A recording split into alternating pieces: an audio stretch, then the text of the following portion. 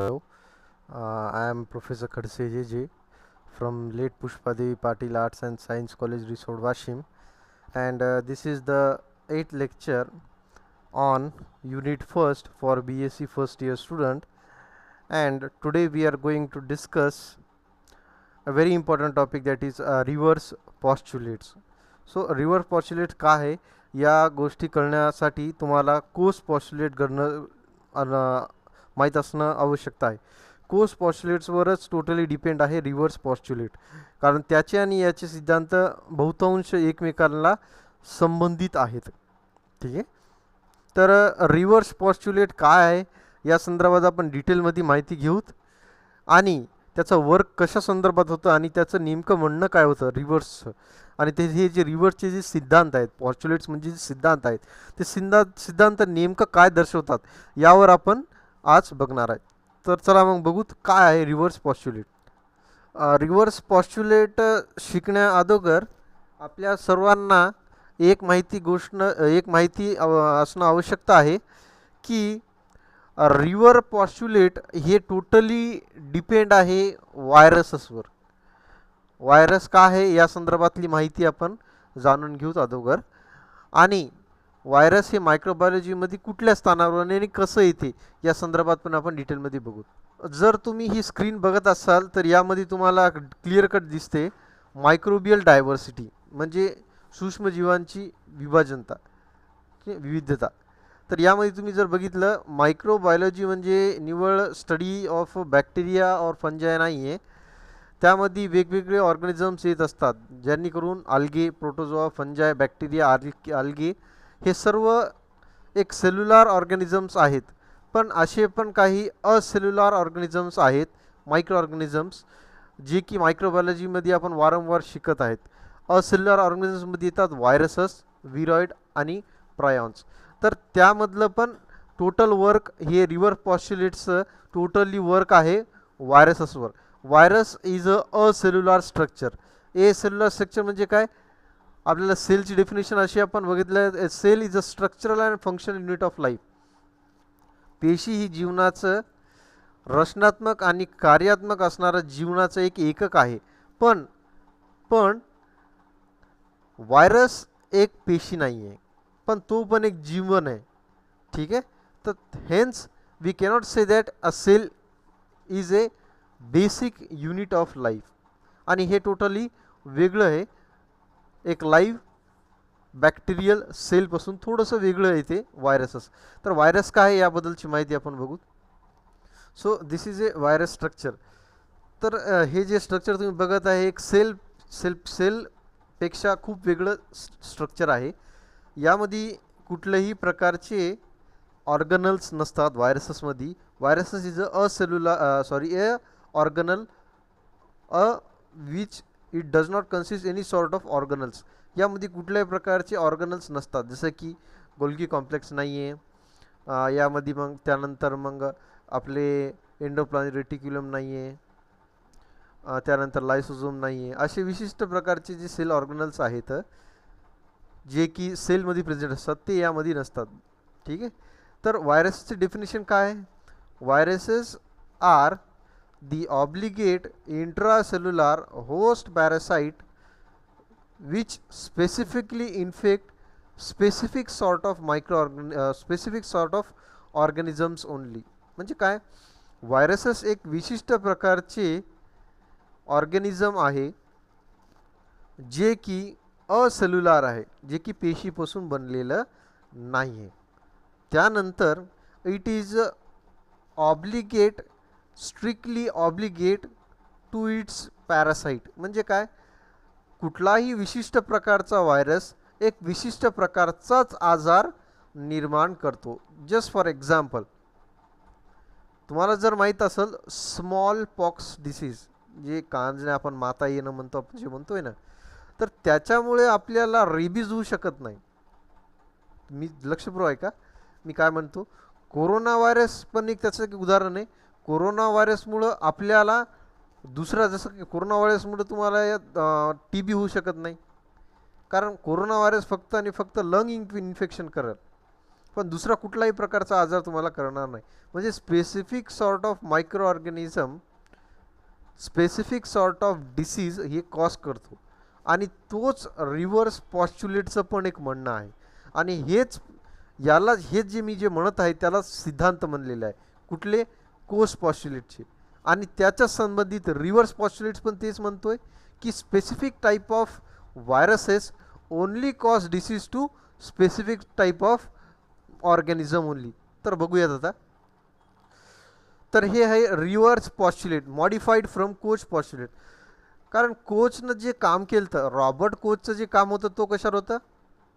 तो होता बॅक्टेरिया. ठीक आहे, अँथ्रॅक्स डिसीज. पण रिव्हर्स पॉस्च्युलेट हे टोटल वर्क कशावर आहे? व्हायरसेस. आणि व्हायरसेस काय आपल्याला माहिती आहे? Virus is a cellular particles which infect a very specific sort of organisms. व्हायरसेस बॅक्टेरियाला पण इन्फेक्ट करतात, त्यांना बॅक्टेरियोफाज म्हणतात.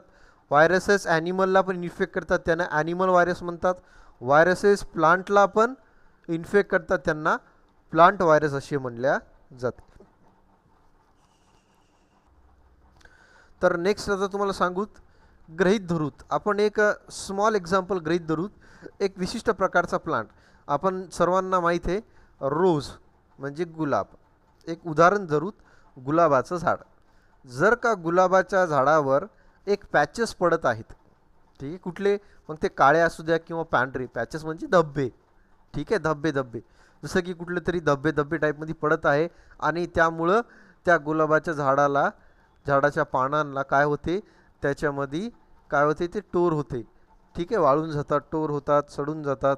तर अशा प्रकारचं जे होत आहे, हे अशा प्रकारचे जे डिसीजेस आहेत ते फंगल असतात किंवा व्हायरल असतात.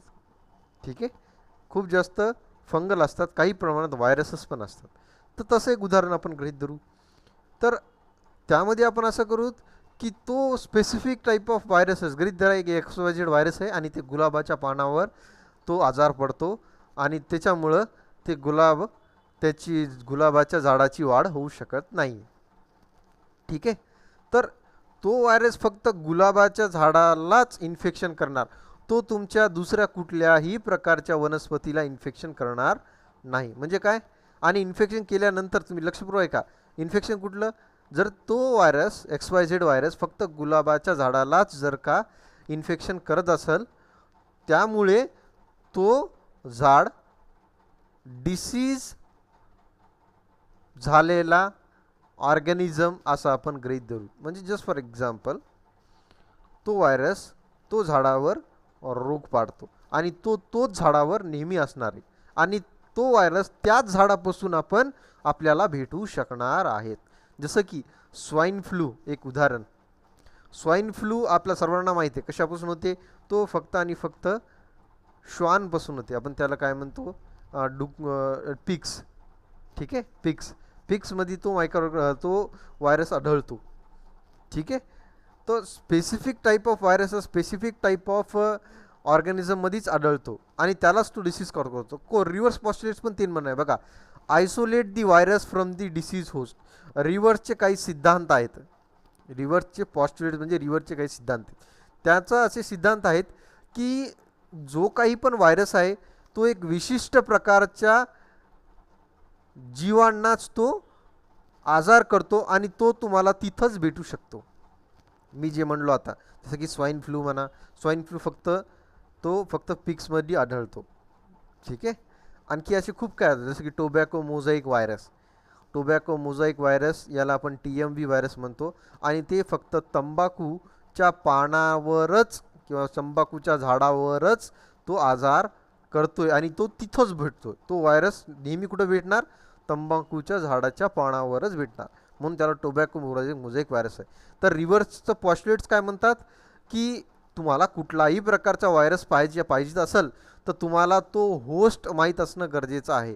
कारण specific type of viruses only infect specific type of host only. म्हणजे विशिष्ट प्रकारचा व्हायरस ते फक्त विशिष्ट प्रकारच्या जीवांनाच आजार करतो आणि तो तिथूनच आपल्याला भेटू शकतो. हे झालं पहिलं सिद्धांत. दुसरं सिद्धांत काय? Cultivation of virus in the host cell. तुम्हाला जर का तो व्हायरस अटॅक भेटलेला आहे, तर तो व्हायरस तुम्हाला जर का वाढवायचा असेल तर तुम्हाला होस्ट सेल असणं गरजेचं आहे. जस्ट फॉर एक्झाम्पल, तुम्ही जर कोष पॉस्च्युलेट बघितलं तर कोष पॉस्च्युलेटमध्ये तुम्ही काय केलं, ती अँथ्रॅक्स डिसीज ही कोणामध्ये होऊ लागली, कॅटल्समध्ये आणि उंदरांमध्ये. तर ते उंदीर किंवा ते कॅटलच लागल, एक स्वस्थ उंदीर आणि एक बिमार उंदीर. बिमार उंदिरामधून तुम्ही ते सूक्ष्मजीव घ्यायचा आणि स्वस्थ उंदिरामध्येच टाकायचा. तो जंतू मग तुम्ही माणसामध्ये टाकणार नाही. म्हणजे तो उंदीर जे आहे तो होस्ट आहे. म्हणजे काय, विशिष्ट प्रकारच्या व्हायरसेसला जगण्यासाठी विशिष्ट प्रकारचा होस्ट लागतो. जस्ट फॉर एक्झाम्पल, तुम्हाला असं नाही करणार, मी तुम्हाला एक उदाहरण देतो की मला जर का खाद्यपदार्थामध्ये जर का समोसे आवडत असतील तर मी फक्त कुठं दिसणार आहे, समोसाच्या दुकानासमोरच, आणि तिथंच पडून असणार आहे. हेच आहे दुसरं सिद्धांत.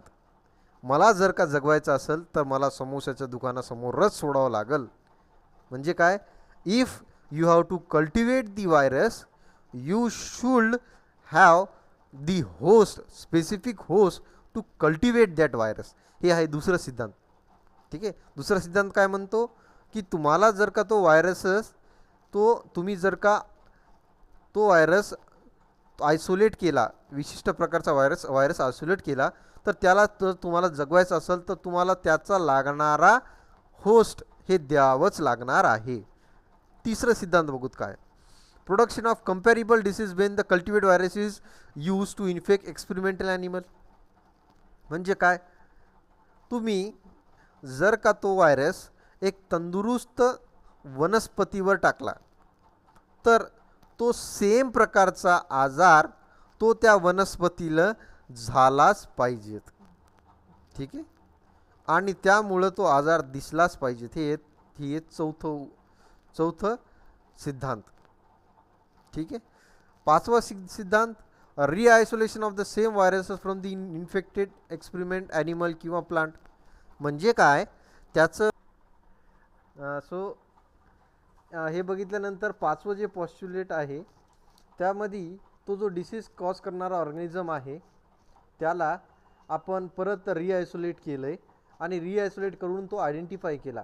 तोच ऑर्गॅनिझम सेम असणं जरुरी आहे. कुठलं, जे की प्रथमतः आपण फर्स्ट ऑर्गॅनिझमपासून आयसोलेट केला. म्हणजे प्रथमतः आपण जे उदाहरण दिलं की टोबॅको मोझॅइक व्हायरस म्हणा, तो एखाद्या प्लांटमधून आयसोलेट केला आणि फ्रेश प्लांटवर टाकला आणि तो ऑर्गॅनिझम आणि हे नवीन फ्रेश हेल्दी ऑर्गॅनिझममध्ये टाकलेला तो सेम प्रकारची डिसीज करणं जरुरी आहे.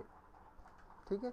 आणि सगळ्यात फायनली, प्रत्येक व्हायरसेस, प्रत्येक ऑर्गॅनिझमच्या अगेन्स्ट इम्युन सिस्टीम डेव्हलप होत आहेत.